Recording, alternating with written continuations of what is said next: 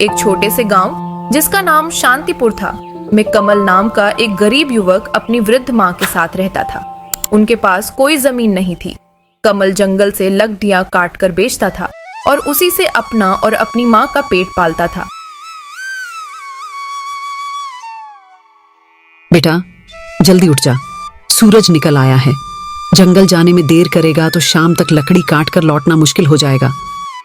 हाँ माँ, मैं अभी निकलता हूँ, तू चिंता मत कर। आज ज्यादा लकड़ियां लाने की कोशिश करूंगा ताकि 2 दिन का खर्च निकल जाए। कमल अपनी कुल्हाड़ी उठाता है और झोपड़ी से बाहर निकल पड़ता है। जैसे ही वह जंगल की ओर जा रहा था, उसे रास्ते में गांव का अमीर आदमी धनीराम मिल जाता है। अरे कमल, सुबह सुबह कहाँ जा रहा है? प्रणाम धनीराम जी, जंगल जा रहा हूँ लकड़ी काटने।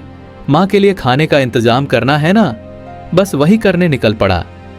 तू भी अजीब आदमी है कमल, ना जमीन है ना खेत, बस यही जंगल की लकड़ियों से पेट पालता है। भगवान ने जो दिया है उसी में जी रहा हूँ। बात तो ठीक कहता है तू। अच्छा सुन, मुझे अपनी हवेली के लिए कुछ लकड़ियों की जरूरत पड़ेगी, क्या तू ला सकेगा? क्यों नहीं धनीराम जी, अगर आपको लकड़ी चाहिए तो मैं पहुंचा दूंगा। बस बता दीजिए कितनी चाहिए और कब तक। अच्छा, तो कल से ही लकड़ी मेरे गोदाम में पहुंचाना शुरू कर। दाम अच्छा दूंगा। अगर तेरा काम ठीक रहा तो आगे भी तुझसे ही काम लूंगा। धन्यवाद धनीराम जी, मैं अपनी पूरी मेहनत लगा दूंगा।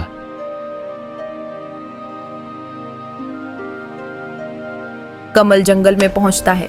चारों ओर हरे भरे पेड़ और पक्षियों की चहचहाहट थी। कमल कुल्हाड़ी उठाकर लकड़ी काटना शुरू करता है। अगर यह काम सही रहा तो माँ को आराम मिलेगा, शायद झोपड़ी भी ठीक कर सकूं। भगवान बस तू साथ देना। धीरे धीरे शाम होती है। कमल लकड़ियां बांधकर अपने कंधे पर लाता है और गांव लौटता है। उसकी माँ दरवाजे पर बैठी इंतजार कर रही थी। आ गया बेटा, इतनी देर लगा दी, थक गया होगा। हाँ माँ, पर आज मन खुश है। धनीराम जी ने मुझसे ढेर सारी लकड़ी मंगवाई है।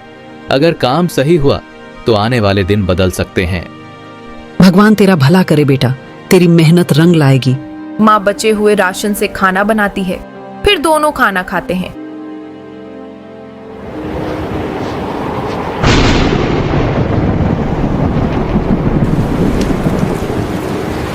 शाम का समय था। आसमान पर काले बादल छा जाते हैं। तेज हवाएं चलने लगती हैं। अचानक मूसलाधार बारिश शुरू हो जाती है। गांव की कच्ची सड़कें कीचड़ से भर जाती हैं।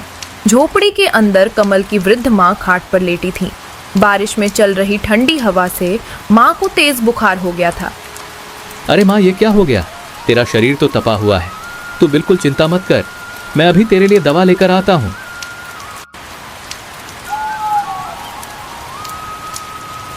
इसके बाद कमल तुरंत भीगते हुए बाहर निकल जाता है। वह तेज बारिश में भीगकर धनीराम की हवेली पर पहुंचता है और दरवाजा खटखटाता है। अरे कमल, तू इस वक्त और इस बारिश में यहाँ क्या कर रहा है?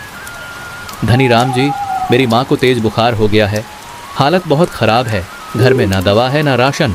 मुझे पैसों की सख्त जरूरत है। तो तू चाहता क्या है? ठीक है कमल, पैसे तो मैं दे दूंगा, लेकिन ब्याज देना होगा। ब्याज? धनीराम जी, मैं गरीब आदमी हूँ, ब्याज के साथ पैसे कैसे लौटाऊंगा? तो सुन, मैं बिना ब्याज के पैसे नहीं देता। यदि ब्याज के साथ पैसे देने हैं तो बता, वरना पैसे भूल जा। ठीक है धनीराम जी, जो शर्त आप कहें मैं मान लूंगा। ये ले कुछ रुपए और याद रखना कमल, ब्याज सहित पैसे समय पर चुका देना, वरना तू जानता ही है।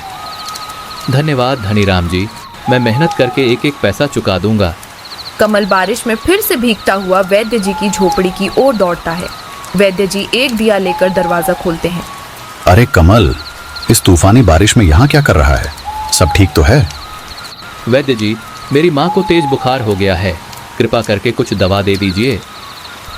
ओह ठीक है, रुक, मैं अभी जड़ी बूटियां तैयार करता हूँ। वैद्य जी जल्दी से एक छोटी थैली में दवा भरकर कमल को देते हैं। ये दवा हर 3 घंटे में देना, माँ को आराम मिलेगा। धन्यवाद वैद्य जी। कमल पैसे देकर झोपड़ी की ओर लौटता है। माँ देखो, वैद्य जी से दवा ले आया हूँ, ये लो, अभी खा लो। कमल माँ को दवा खिलाता है और पानी पिलाता है। कुछ देर बाद माँ का पसीना छूटता है। अरे अब थोड़ा आराम लग रहा है बेटा। भगवान का शुक्र है माँ, तू जल्दी ठीक हो जाएगी। अगली सुबह माँ कुछ बेहतर महसूस कर रही थी। कमल थका हुआ पास बैठा था। कमल बेटा, एक बात पूछूं, ये दवा और खर्च के लिए पैसे तू कहाँ से लाया? माँ, कल रात मैं धनीराम जी के पास गया था, उनसे उधार लिया है, मगर सेठ ने ब्याज की शर्त रखी है। ओह बेटा, ब्याज वाला पैसा गरीब आदमी को और गरीब बना देता है। हमें सोच समझ कर कदम रखना होगा। हाँ माँ, लेकिन उस समय और कोई रास्ता ही नहीं था। माँ कुछ देर सोचती है। कमल, क्यों ना तू इन बचे हुए पैसों से समोसा बनाकर बेचने लगे? देख, इस बरसात में लकड़ी सुखाना और बेचना मुश्किल होगा, पर गर्मा गर्म समोसा लोग खुशी से खरीदेंगे। अरे माँ, ये तो बहुत अच्छा सुझाव है। अगर काम चल पड़ा तो हम धीरे धीरे सेठ का कर्ज भी चुका देंगे। हाँ बेटा, मेहनत ईमानदारी से करोगे तो भगवान जरूर साथ देगा। इसके बाद कमल कुछ पैसे लेकर गांव की किराना दुकान पर पहुंचता है। नमस्कार लाला जी, मुझे आटा, तेल, हरी मिर्च, धनिया और मसाले चाहिए। समोसा बनाने का सामान दे दीजिए। अरे कमल, तू लकड़ी का काम छोड़ अब समोसा बनाएगा? वाह रे किस्मत। ठीक है कमल। हाँ लाला जी, वक्त के अनुसार रास्ता बदलना ही पड़ता है। मेहनत करूंगा, सब ठीक होगा। दुकानदार सामान तौलकर थैली में रख देता है। कमल पैसे चुका देता है और घर की ओर लौट पड़ता है। उसकी माँ पहले से तैयार बैठी थी। माँ, सारा सामान ले आया हूँ, अब काम शुरू करें। दोनों मिलकर समोसा बनाते हैं। झोपड़ी में कचौड़ियों की खुशबू फैल जाती है। कमल, ये तो बहुत अच्छी बन रही हैं। इन्हें बेचने ले जा और ईमानदारी से मेहनत कर। हाँ माँ, आज से हमारी नई शुरुआत होगी। कमल समोसा एक टोकरी में रखता है और सिर पर उठाकर बाजार की ओर निकल पड़ता है। बाजार में लोगों की भीड़ थी। कमल सड़क के किनारे एक साफ जगह पर टोकरी रखता है और ऊंची आवाज में समोसा बेचना शुरू करता है। गर्मा गर्म समोसा, ताजी और स्वादिष्ट समोसा। कुछ लोग उसके आसपास रुककर देखते हैं, पर समोसा नहीं खरीदते। पास ही एक और ठेला लगा था, जहां पहले से समोसा बिक रही थी। उस ठेले का मालिक था नटवर, जो वर्षों से बाजार में समोसा बेचता आ रहा था। अरे ये क्या, ये कमल लकड़हारा ये समोसा बेचेगा और वो भी मेरे सामने? इसकी इतनी हिम्मत। ठीक है, अब देखता हूं कि यह कैसे समोसा बेचता है। इसे सबक सिखाना ही पड़ेगा। कमल ग्राहकों को बुलाने में व्यस्त था। उसे नटवर की चालाकी का अंदाजा नहीं था। ताजी और स्वादिष्ट समोसा, ले लो भाई, ले लो। तभी दो आदमी उसके पास आते हैं। अरे कमल, तू लकड़हारा था ना, अब समोसा बेच रहा है? हाँ भाई, करना पड़ता है। पेट पालने के लिए मेहनत करनी ही पड़ती है। चल ठीक है, जरा हमको भी समोसा खिला। देख तेरी समोसा कैसी है। कमल खुशी से तुरंत 2 समोसा निकालकर उन्हें देता है। दोनों आदमी एक एक निवाला खाते हैं। अचानक वे चेहरे बिगाड़ लेते हैं और समोसा जमीन पर फेंक देते हैं। अरे ये क्या बनाया है, बिल्कुल बेस्वाद। ना नमक है ना मसाले का स्वाद। ये समोसा खाने लायक ही नहीं है। कमल, तुझे किसने समोसा बनाना सिखाया? एकदम बकवास है यह। ऐसे तो कोई ग्राहक तेरे पास नहीं आएगा। लोग यह देख हंसने लगते हैं। कमल का चेहरा उतर जाता है। उसकी आंखों में आंसू भर आते हैं। हे भगवान, इतनी उम्मीद से काम शुरू किया था, क्या सच में मैं समोसा बेचने लायक नहीं हूँ? पास खड़ा नटवर यह दृश्य देखकर मन ही मन मुस्कुराता है। हाँ, यही होता है जब कोई मेरे सामने समोसा बेचने की कोशिश करता है। अब देखता हूँ ये कमल कितने दिन टिकता है। अरे भाइयों, क्यों उन बेस्वाद कचौड़ियों के चक्कर में पड़े हो? आओ मेरे पास आओ, यहाँ गर्मा गर्म चटपटी और मजेदार समोसा मिलेगी। दोनों आदमी नटवर के ठेले की ओर बढ़ते हैं। आसपास खड़े अन्य ग्राहक भी नटवर के पास जाने लगते हैं। हाँ भाई, नटवर की समोसा तो हमेशा लजीज होती है, चलो वहीं खाते हैं। धीरे धीरे सभी लोग नटवर के ठेले पर जुट जाते हैं। कमल अकेला सड़क किनारे अपनी टोकरी लिए रह जाता है। लगता है आज कोई भी मेरी समोसा नहीं खरीदेगा। कमल निराश मन से अपनी टोकरी उठाता है और भीगी आंखों के साथ घर लौट आता है। झोपड़ी के दरवाजे पर उसकी माँ इंतजार कर रही होती है। क्या हुआ बेटा, समोसा बिकी नहीं क्या? माँ, बाजार में सबने मेरी समोसा बेस्वाद कहकर फेंक दी। किसी ने पसंद नहीं की और सारे पैसे भी इसमें लग गए। अब धनीराम जी का कर्ज कैसे चुकाएंगे? बेटा चिंता मत कर, हर नया काम शुरुआत में कठिन होता है। भगवान तेरे लिए कोई ना कोई रास्ता जरूर निकालेंगे। वे दोनों बात कर ही रहे थे, तभी बाहर से आवाज आती है। दरवाजे पर धनीराम अपने 2 आदमियों के साथ खड़ा था। अरे कमल, कहाँ है तू? बाहर आ, आज हिसाब करना है। माँ, यह तो धनीराम जी हैं। लगता है पैसे वसूलने आए हैं। हिम्मत रख बेटा, सच बोलना, भगवान सब देख रहे हैं। कमल अपनी माँ के साथ बाहर आता है। धनीराम अपनी मूंछों पर ताव देते हुए खड़ा था। धनीराम जी, मुझे पता है कि आप पैसे लेने आए हैं, मगर क्षमा कीजिए, अभी मेरे पास कुछ भी नहीं है। मैंने आपसे जो रुपए लिए थे वो सब समोसा के काम में लगा दिए। अभी काम अच्छा नहीं चल रहा, लेकिन जैसे ही काम संभल जाएगा मैं आपके पैसे चुका दूंगा। यह सुन धनीराम भौहें चढ़ाता है और ऊंची आवाज में बोलता है। अरे मुझे बेवकूफ मत बना। तेरे समोसा का क्या भरोसा, बिकी या ना बिकी। मैं यहाँ हाथ पर हाथ धरे कब तक बैठा रहूं? मैंने तुझे उधार पैसे दिए थे, कोई मजाक नहीं किया था। कमल सिर झुका लेता है। उसकी माँ की आंखों में भी आंसू भर आते हैं। सुन ले कमल, आज से ये घर मेरा है। जब तेरे पास पैसे हों तब आकर इसे छुड़ा लेना। अभी के अभी अपना सामान बाहर निकालो। धनीराम के दोनों आदमी आगे बढ़कर झोपड़ी के अंदर घुसते हैं। वे बर्तन, कपड़े और चटाई उठाकर बाहर फेंकना शुरू कर देते हैं। धनीराम जी, ऐसा मत कीजिए। मेरी बूढ़ी माँ कहाँ जाएगी? बेटा सब्र रख, भगवान सब देख रहे हैं। आसपास के कुछ गांव वाले यह दृश्य देखकर इकट्ठा होने लगते हैं, पर कोई भी धनीराम के डर से आगे नहीं आता। कमल और उसकी माँ अपना सामान उठाकर गांव से बाहर निकलते हैं। चलते चलते वे नदी किनारे पहुंचते हैं। नदी के किनारे पर घास और पेड़ पौधे थे। बेटा अब हम कहाँ रहेंगे? माँ, जब तक भगवान साथ हैं हम भूखे प्यासे नहीं मरेंगे। यही नदी किनारे एक छोटी सी झोपड़ी बना लेंगे। इसके बाद कमल कुछ लकड़ियां और पत्ते इकट्ठा करता है। माँ उसकी मदद करती है। धीरे धीरे दोनों एक छोटी सी कच्ची झोपड़ी बना लेते हैं। देख, अब सिर पर छत तो है, चाहे कितनी भी छोटी क्यों ना हो। हाँ माँ, ये झोपड़ी ही हमारे लिए महल से कम नहीं। कुछ समय बाद कमल फिर से अपने बनाए समोसा टोकरी में रखकर बाजार जाता है। उसका चेहरा उम्मीद से भरा था।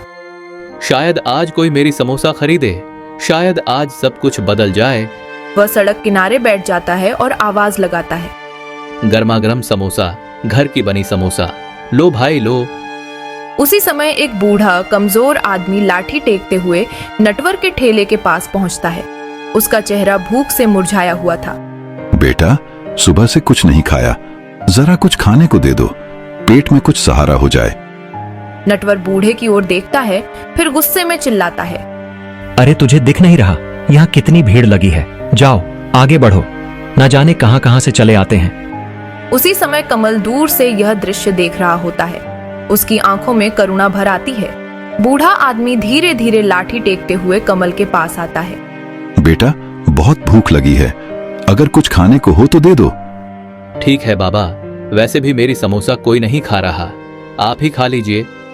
कमल अपने हाथ से प्लेट में 2 गर्मागर्म समोसा रखकर बूढ़े को देता है। पहला निवाला लेते ही उसका चेहरा चमक उठता है। वाह बेटा, तुम्हारी समोसा तो बहुत स्वादिष्ट है, सचमुच गजब का स्वाद है। बाबा, क्या आप सच कह रहे हो? सब तो कहते थे कि मेरी समोसा बेस्वाद हैं। अरे बेटा, मैं झूठ क्यों बोलूंगा? यकीन ना हो तो खुद खाकर देख ले। कमल थोड़ी हिचकिचाहट के साथ टोकरी से एक समोसा उठाता है। अरे, यह तो सच में बहुत स्वादिष्ट है। यह कैसे हो गया? कमल की आंखों में हैरानी के साथ खुशी भी झलकने लगती है। बूढ़ा आदमी मुस्कुराते हुए कमल की ओर देखता है। फिर वह अपनी झोली में हाथ डालता है और एक छोटी सी थैली निकालकर कमल को देता है। बेटा, ये बहुत दुर्लभ जड़ी बूटी है, इसे जब भी अपनी समोसा में मिलाएगा तेरी समोसा का स्वाद कई गुना बढ़ जाएगा। लेकिन याद रखना, यह बूटी सिर्फ भलाई के काम में ही इस्तेमाल करनी है। बाबा, आप कौन हैं और मुझे यह सब क्यों दे रहे हैं? बूढ़ा मुस्कुराता है और धीरे धीरे गायब हो जाता है। यह बाबा थे या खुद भगवान का कोई रूप? शाम तक कमल की कुछ और समोसा बिक जाती हैं। वह थका हुआ मगर थोड़ा खुश होकर घर लौट आता है। माँ, आज भगवान ने चमत्कार कर दिया। कुछ समोसा बिक गईं और हाँ, एक बाबा ने मुझे एक जड़ी बूटी दी है। बेटा, हो सकता है वह बाबा भगवान के ही भेजे दूत हों, उनकी बात को हल्के में मत लेना। सुबह होते ही कमल गांव की किराना दुकान पर पहुंचता है। लाला जी, ये कुछ पैसे हैं, बाकी उधार में लिख लीजिए। मुझे समोसा बनाने का सामान चाहिए। ठीक है कमल, तू ईमानदार आदमी है, तेरे लिए उधार लिख दूंगा। कमल सामान लेकर घर लौटता है। घर पहुंचकर माँ और बेटा मिलकर समोसा बनाने लगते हैं। कमल बाबा की दी हुई जड़ी बूटी उठाता है और मसाले में मिलाता है। जैसे ही जड़ी बूटी मिलती है, रसोई में एक अद्भुत और मनमोहक खुशबू फैल जाती है। कमल, यह कैसी अद्भुत सुगंध है। लगता है सचमुच यह जड़ी बूटी जादुई है। बेटा, अब तेरी समोसा जरूर बिकेंगी। कमल ताजी और सुगंधित समोसा टोकरी में भरता है और उम्मीद भरी नजरों से बाजार की ओर चल पड़ता है। बाजार पहुंचते ही समोसा की महक चारों ओर फैलने लगती है और लोग उसकी ओर मुड़कर देखने लगते हैं। तभी दो आदमी उस उत्साह से कमल की ओर बढ़ते हैं। अरे भाई, क्या डाला है समोसा में? खुशबू तो बड़ी लाजवाब आ रही है। हाँ भाई, जल्दी खिलाओ, रुका ही नहीं जा रहा। कमल मुस्कुराते हुए उन्हें गर्मागर्म समोसा परोसता है। दोनों आदमी समोसा लेते हैं।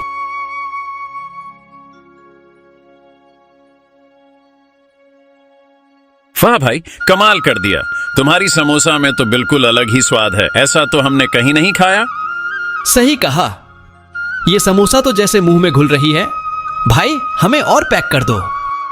धीरे धीरे लोग इकट्ठे होने लगते हैं। कोई खुशबू से आकर्षित होकर आता है, कोई पहले खा चुके लोगों की तारीफ सुनकर। कमल के पास भीड़ लग जाती है। कमल पसीने से लथपथ होते हुए भी प्रसन्नता से सभी को समोसा परोसता जाता है। शाम तक कमल की सारी समोसा बिक जाती है। वह टोकरी उठाकर हल्की थकान के साथ मगर दिल में अपार खुशी लिए घर की ओर चल पड़ता है।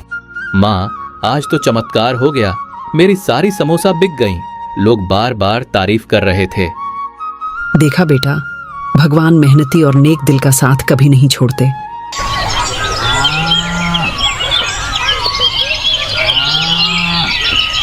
अगली सुबह का बाजार। सुबह सुबह कमल टोकरी में ताजी समोसा लेकर बाजार पहुंचता है। समोसा में बाबा की दी हुई जड़ी बूटी मिलाता है। थोड़ी ही देर में समोसा की सुगंध चारों ओर फैल जाती है। अरे, वही समोसा वाला आ गया।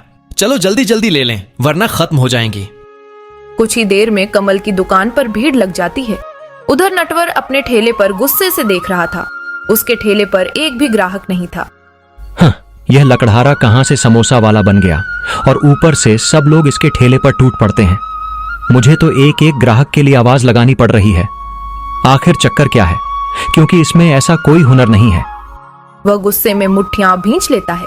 इस प्रकार धीरे धीरे दिन बीतते हैं। कमल का नाम पूरे गांव और आसपास के कस्बों में फैल जाता है। कुछ महीनों में कमल अब सड़क किनारे से हटकर एक छोटी सी दुकान खोल लेता है। कमल की दुकान पर ग्राहकों की लंबी कतार लगी थी। कमल सबको खुशी खुशी परोसता है। उसकी माँ दुकान के कोने में बैठकर गर्व से बेटे को देखती रहती है।